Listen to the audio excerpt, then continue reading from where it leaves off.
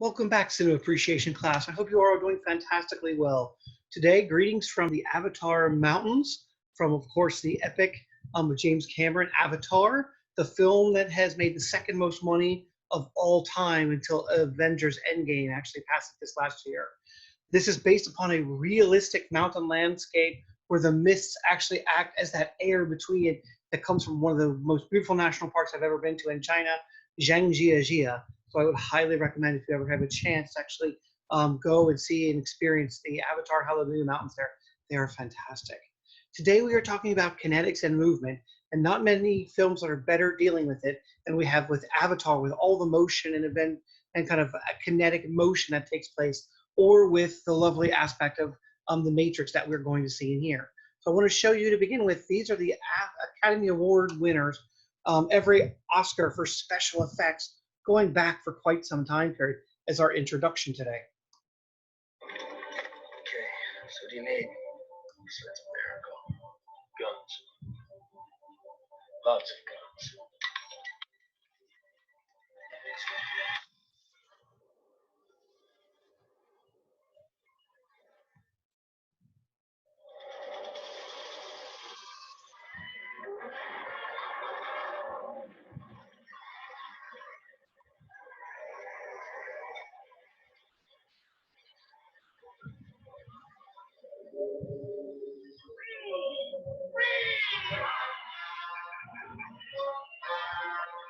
We're going down.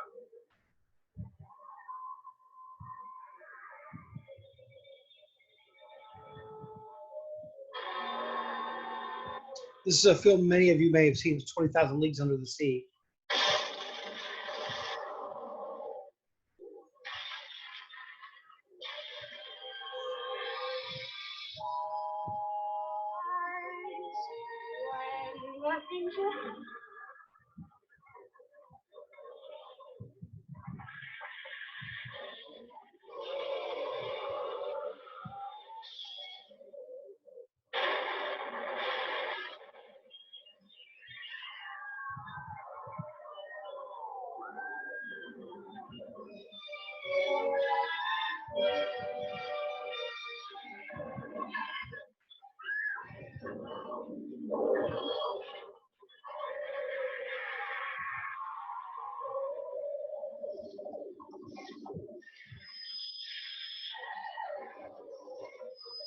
The original War of the Worlds is much better than the Tom Cruise War of the World later on.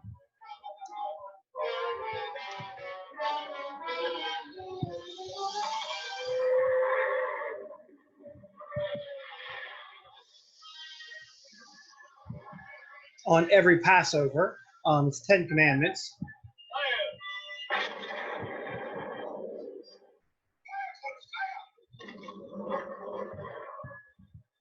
Shabbos.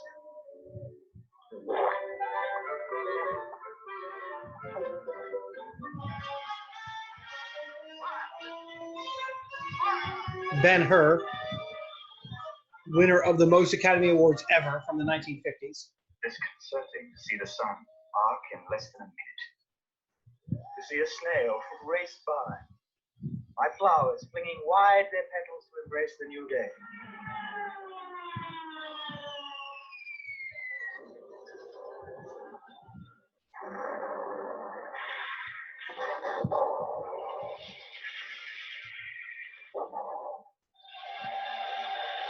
Cleopatra, one of the great sets of all times. And of course, Mary Poppins.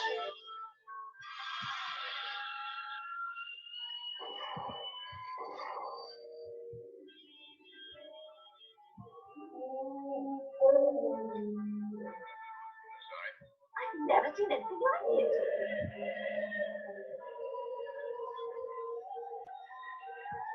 Stanley Kubrick, 2001, Space Odyssey. The birth of the science and traveling in the space industry.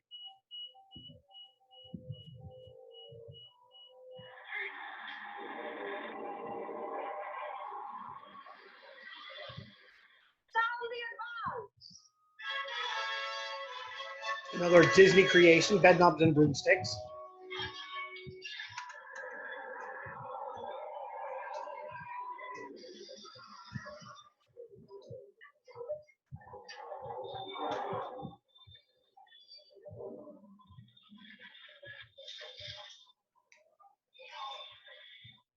as we're looking at this today, what we're talking about is then the idea of kinetics.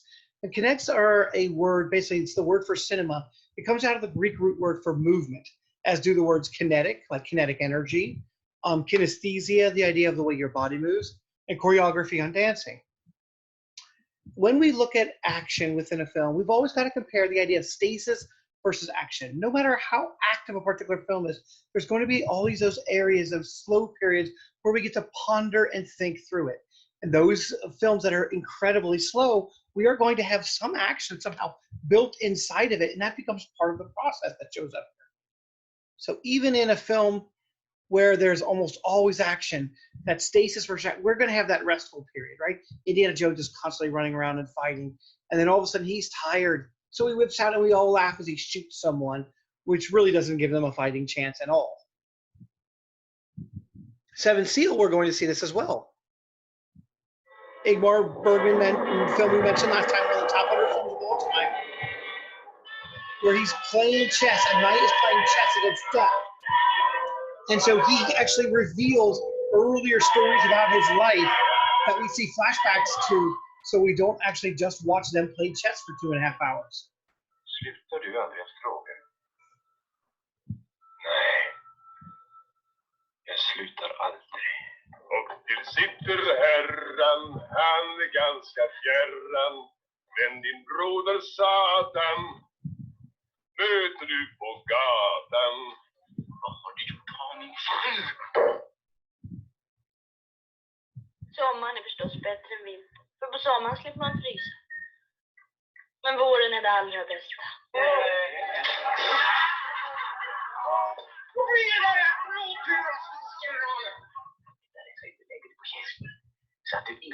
So this is basically based upon a medieval knight who is at the end of his life faced with the idea of playing chess for his life, which he knows death is going to end.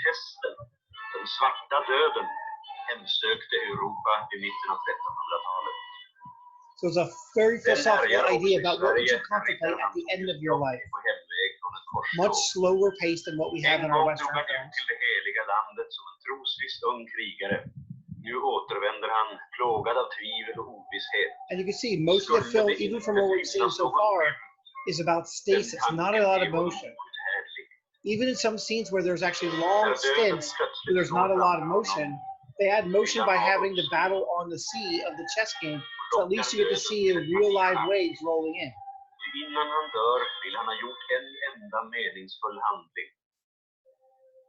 Det får han tillfälle till när slumpen för i hans väg en liten gycklarfamilj som mitt i en värld av lidande och ondska bevarat sin ljusa förtröstan, sin glädje över att leva.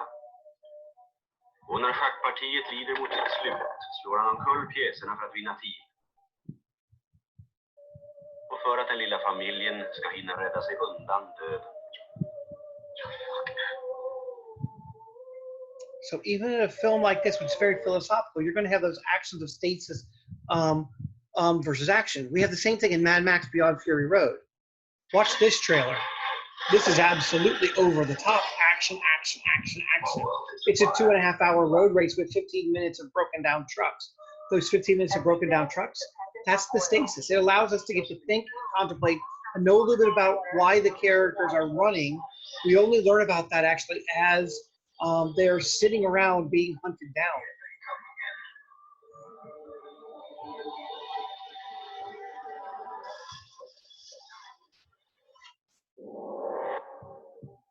Everybody's gone out of their mind. Just some of the best action choreography sequences. You're not the only one, Max. Note, here's the stasis, and that's after a car accident. You want to get through this? Do as I say. Now pick up what you can, everybody.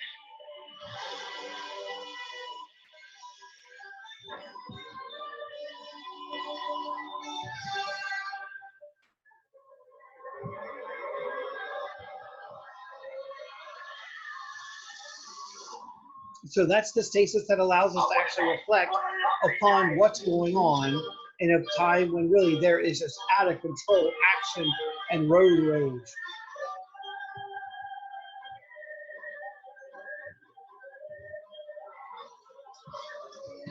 So the concept versus stasis versus action. The other thing we have to consider when we're looking at is the idea of the motion, which we talked about last time, placement within the frame itself. So remember, vertical or upwards motion equals freedom, power, and aspiration. When we have the idea of vertical downwards, as we see here, the idea of powerlessness, grief, it almost becomes caution. But note, when Homer stands up, it's the idea of freedom and power. He's actually expressing his power. We have the same thing when we move people in and out of the center of the frame versus the outside, as you can see here. The other thing that's odd is that because in the United States of America and Western cultures, we read from left to right. We read that idea of left to right. That actually looks kind of like our normal and accurate versus the strain right to left that shows up. And so if you look at this, and there's a lovely video here about lateral movements and how lateral movements change our perception. So this is completely a psychology experiment. Consisting of 8 shots. And the story it tells is suspicious, but a little ambiguous and open to interpretation. A girl's in her apartment when a guy walks suspiciously past her window. She goes outside to check it out. Left to right. After the video, we ask our audience a couple open-ended questions and see what they think about it. How did it make them feel? Did they like it? Did they not like it? Stuff like that. Now let's show that. Because that's how who were you still read. Change one thing. Mirror every shot. So now any movement left to right becomes right to left. The question is, does this edit change anything? Does character direction affect how the audience perceives the character or the entire scene as a whole? The answer is yes, and a lot more than you think. But why does it matter which way you went? To understand why direction change is so important, we have to talk about the 3 axes of movement. There are 3 directions on screen a character can move: right and left, up and down, and forward and backward. The direction a character moves matters in a scene. Moving towards the camera shows power, domination, and aggression, and moving away shows weakness. Similarly, characters being looked down on appear weak, and high-up characters are much more dominant. So that shouldn't confuse us within the process. These 2 explanations make sense. Of course, someone low and far away from the camera will be perceived differently from someone high up and close. But the final character movement, lateral movement, going from right to left, is a lot less obvious. What makes one side of the screen different from the other? Why does movement right to left matter? The answer comes from time and language. In Western culture, left to right indicates the progression of time. Our language reads from left to right. Books begin from the left and finish once we get to the right. In video games, players start on the left side and finish the level on the right. On any line graph, time increases as we move right. In our everyday life, movement towards the right indicates time, progress, and normality. And movement towards the left indicates moving back in time, abnormality, and regression. From this thinking came the theory amongst film scholars that people will interpret left to right movement as more natural and normal than right to left movement because of how our brains naturally process moving images. And this idea of time and normality in left to right movement gets applied in a variety of films. For example, Lord of the Rings maintains its left to right movement during the journey from the Shire to Mount Doom. Left-right movement is maintained during the big travel shots, and it's a subtle visual to indicate the clear goal to reach a specific destination. Compare that. This lateral technique is similarly done subtly in Platoon and Saving Private Ryan.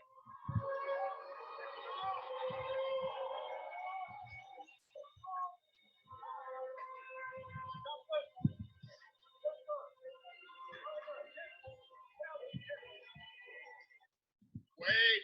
Yes, sir. See what you can do.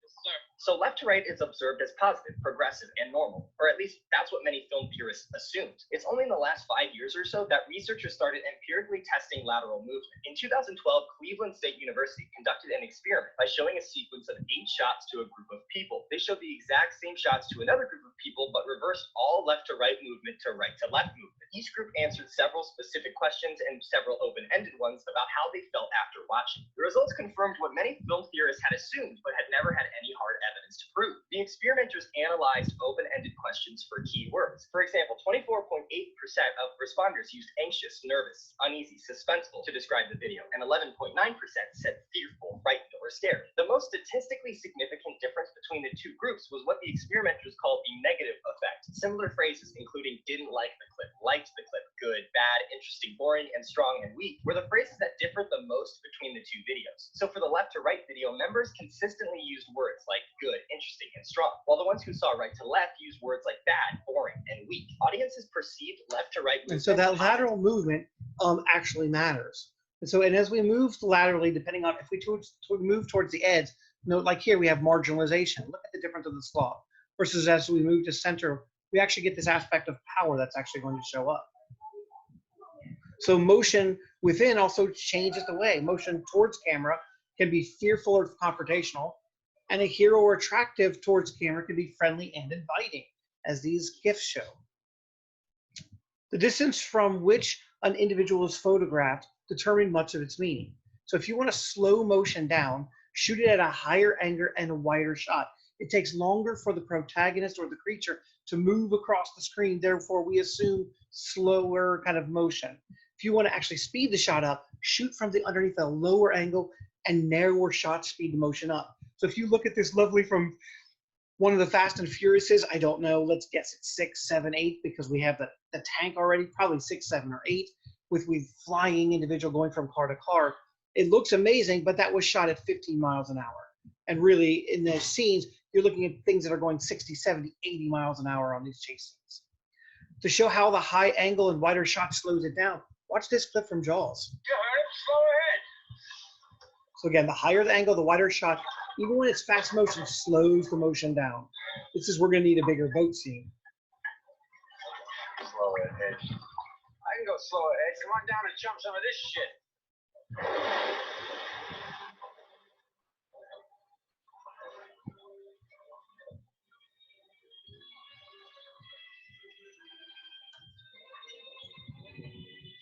And that famous line, You're going to need a bigger boat. if you are interested, I won't play this video for you here, because most of you will not be doing car chase sequences because it takes special permits and things. If you ever want to know, there's actually a video embedded within here or in your PowerPoint, which I can show in class on how we actually shoot a car chase scene. So the choreographer's job then is to translate motion on screen into emotional outpours, whether that's dreamlike, surreal, lyrical, or energetic. The closer and the tighter we get to the shot, the more the motion dominates. No, it's going to take him very little time to get off of here and walk off screen unless the camera follows him. This jumping scene, because it's so wide, it's going to take much longer, even though it's going at a much faster. You get a lyrical kind of attempt, almost like it's dance ballet, dance fighting that's taking place here. Whenever we actually see dance, we know the issues in dance. We know that these two individuals note how they're coming together, but they're slightly staying apart. Why? They are not allowed to have any kind of contact, any kind of sex that shows up, because this, for John Travolta, is, even though he might be very attracted to Uma Thurman here in Pulp Fiction, and the famous eye scene that shows up here, he's got to keep his distance even though she wants to dance, because this is the wife/girlfriend of his boss, who is a badass dude that will kill individuals. We know when Baby Jan jumps into Patrick Swayze's arm here in Dirty Dancing, that, and this film almost did not get made. There's a whole story behind that. We know that this is an implication of not just height, but literally the idea that these two are probably about to have sex, or they're going to fall in love and have sex. And the Disney version is just purely fun love as they look at each other longingly in each other's eyes. We read this choreography. Choreography translates feelings and ideas into movements. Again, sometimes dreamlike, surreal, lyrical, or energetic. As we can see, look at the lovely meme here. Look how fast Uma Thurman rips the guy's eye out, right? We have this amazing thing. We have Spider-Man falling through the just chaos that's here. And we have the slow motion moving of Matrix that we all know. So to show you the most famous choreographer, one of the most famous choreographers on the planet right now, his name is Yuen Woo-ping. And I would highly recommend looking him up, looking at some of his features. You probably know a lot of his films. He is generally the best martial arts choreographer in the world right now. And he blends Hong Kong martial arts, acrobatics, special effects, Chinese opera, and Hollywood dance musicals. He works a lot with Quentin Tarantino because of the female empowerment, specifically like Kill Bill 1, Kill Bill 2. So here is that scene. And note how stasis and kinetics are going to play with one another. Can you hear me, Morpheus? I'm going to be honest. We have this stasis that's taking place right now. That very slow kinetic motion. I hate this place. This zoo, this prison, this reality, whatever you want to call it. I can't stand it any longer. And Morpheus, as the hero, then is just waiting to be saved. See how he sweats? I feel saturated by it. I can taste your stink. Every time I do, I fear that I've somehow been infected by it. It's repulsive, isn't it? I must get out of here. So he wants to know codes to get out of the Matrix. This mind is the key. My key.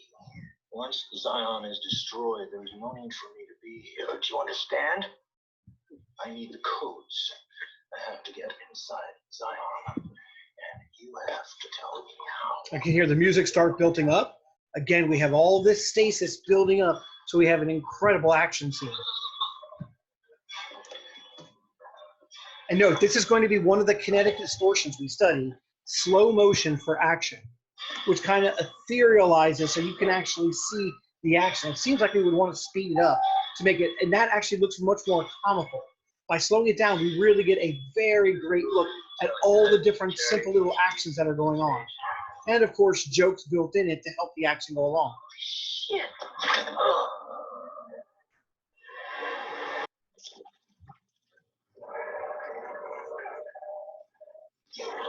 Note the lyrical, since how he's just committed mass murder, the very lyrical approach that shows up.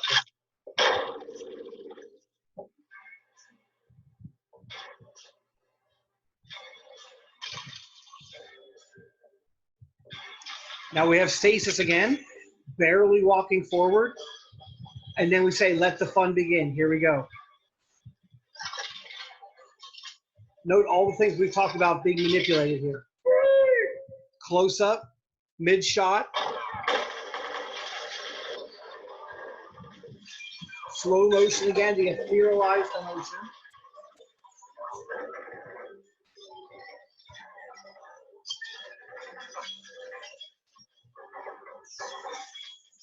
This is one of Yu Wong Ping's specialties then. Martial arts, acrobatics, choreography, female empowerment, and music all together.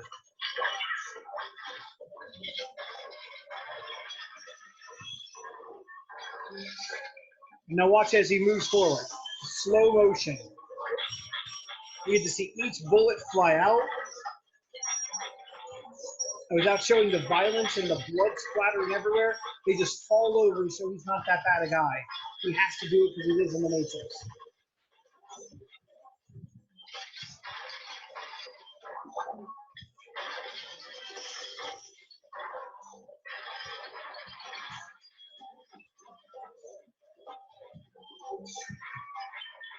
All those control explosions taking place at the same time.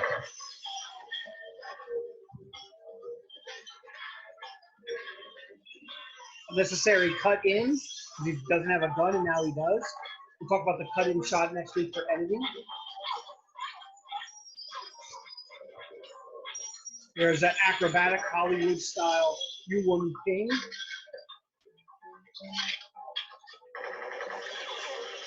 See a brief moment of stasis.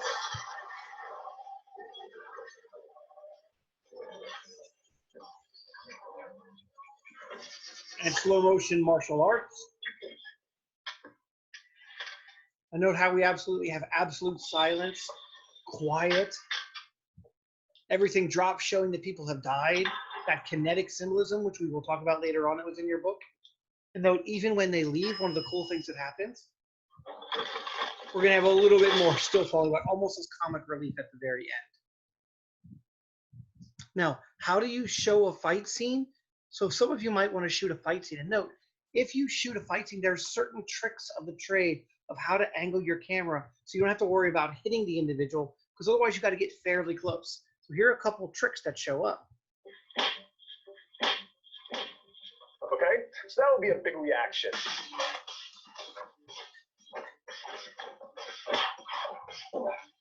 Note, see how if you shoot from behind, versus head on.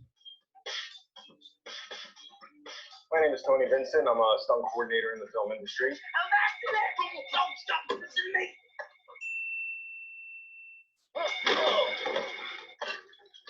Let's go.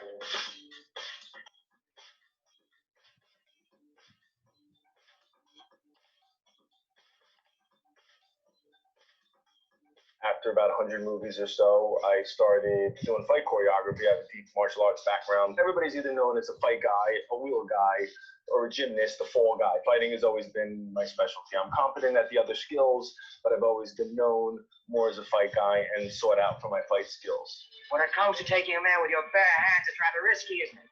James Cagney did a movie, Blood on the Sun, and judo was featured there.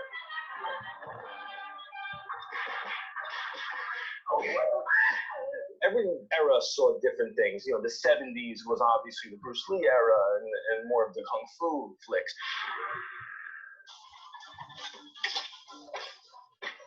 And then, you know, I think Bourne kind of changed some things, and that was heavily based on Filipino art, Kali the Screamer, the stick and knife fighting. So that kind of, I think, started that different style of fighting was more realistic. And I think it's here to stay. Raid Redemption series was also done fantastically well. John Wick was brilliant. It was very heavy judo based. They brought an art that was not really shown that much in films. Now go home and get your f***ing shine box.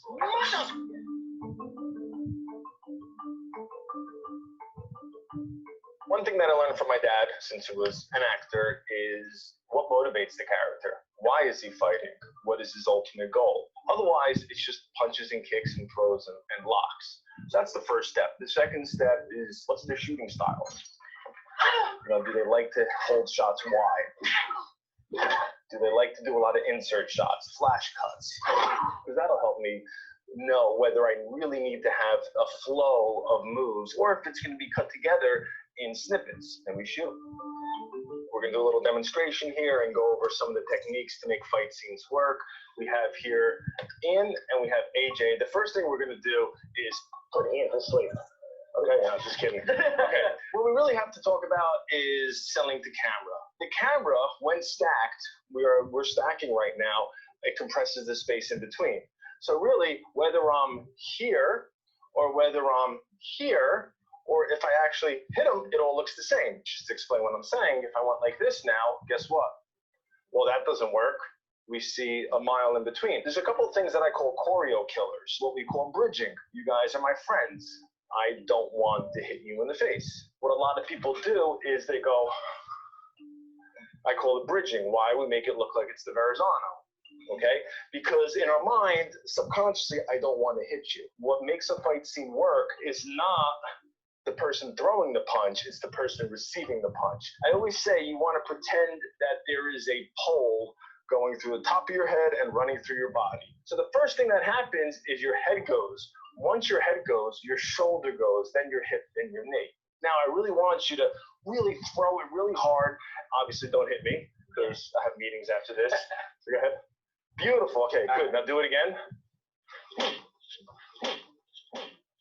Okay, so that would be a big reaction. You are going to punch him in the face, okay, and then punch him in the stomach. Then what I want you to do is throw a right punch at his ear. Someone's getting workers' comp today. Right.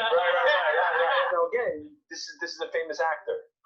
You don't want to hit him, but you don't want to look like you're throwing a little punch. We're going to do a half-speed rehearsal, okay? So half speed to feel it out and know what you're going to do, and then we'll go full speed, okay? All right, so walk up like you got a problem. Wait, hold on a second. Did I say action? Oh, you did not say action.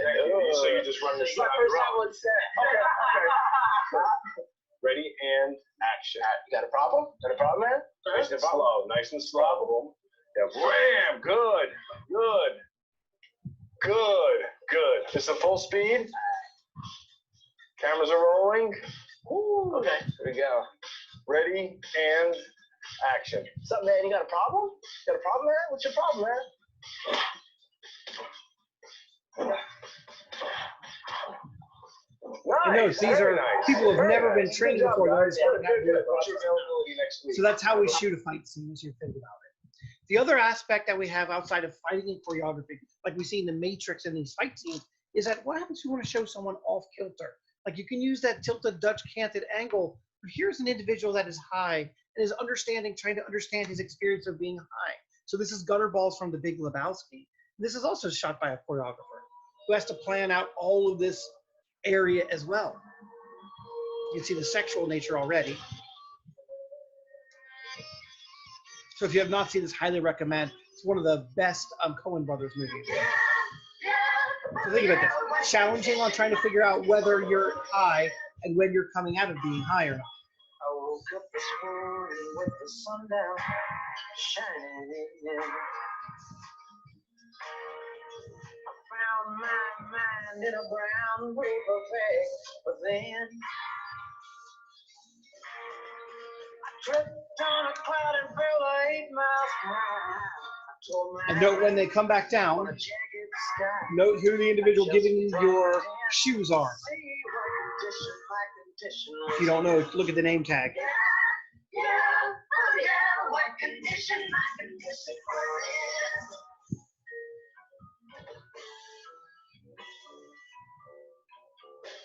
Note the surrealist use of elements that don't actually quite match up in any other world.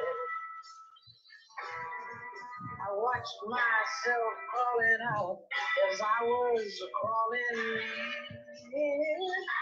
I got up so tight I couldn't unwind.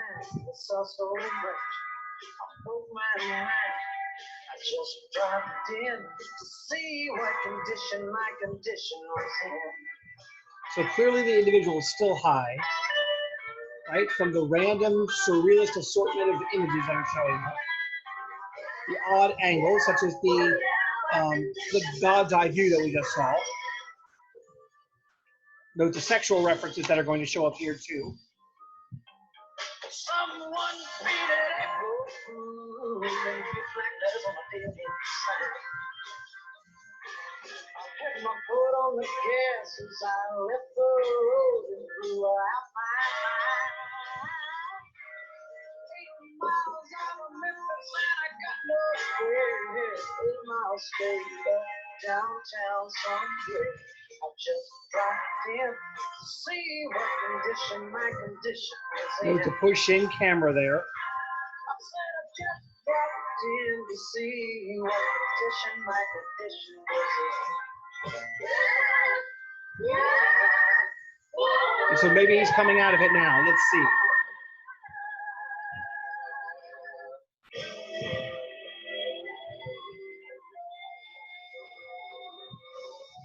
Probably not yet.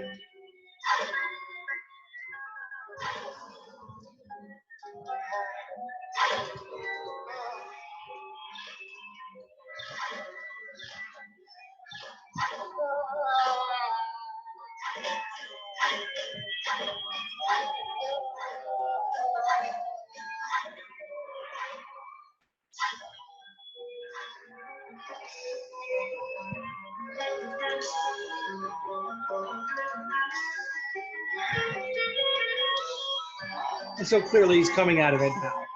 So choreographers are actually called on to do many different things in different aspects. Even in terms of kind of Black Swan, trying to figure out the Megan character has to fight off her negative feelings on whether she is this positive, wonderful white swan or the black swan that shows up. We see kinetic symbolism as well. Kinetic symbolism in Braveheart death scene.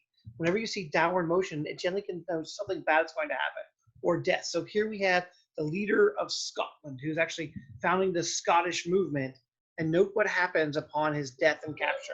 It's the last thing he owns from his wife. Kinetic symbolism is also used in cultural symbolism, and that is in this particular really difficult scene, which we'll watch later on, not today, but in different. In Japanese cinema, there's generally not allowed to be shown a lot of erotic sexuality. So they generally express it through movement and kinetic symbolism.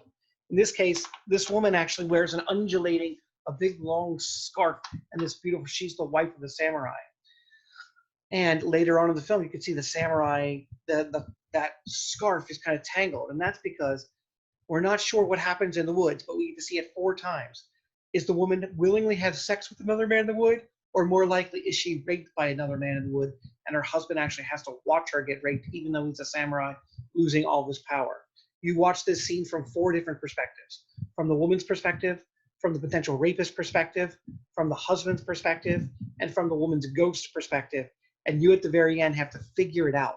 Rashomon has come down to us as this is one of the 100 most important films of all time, a Japanese film that actually deals with sexuality, but you watch the rape or the sexual activity in very kinetic terms, because it can't show explicit eroticism 4 different times to come up with the meaning. It's a difficult film to watch.